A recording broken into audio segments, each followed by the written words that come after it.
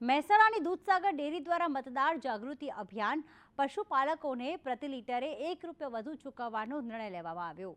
મતદાનનું ચિહ્ન બતાવનારને પશુપાલકને લાભ મળશે। 1500 મંડળીઓ ઉપર દૂધસાગર ડેરીએ શપથ લેવડાવ્યા છે। 5 લાખ પશુપાલકો પાસે મતદાન કરાવવાના શપથ લેવડાવ્યા।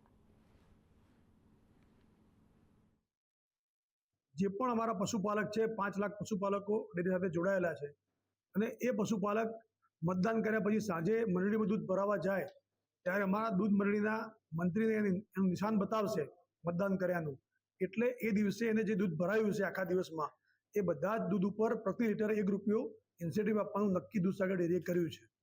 આ સિવાય દૂધસાગર ડેરીએ છેલ્લા 15 દિવસથી અમારી 1500 મંડળી ઉપર બધા જ પશુપાલકોને ભેગા કરી અને મતદાન કરવા માટેના શપથ લેવડાવવાનું કામ પણ અમે કર્યું છે।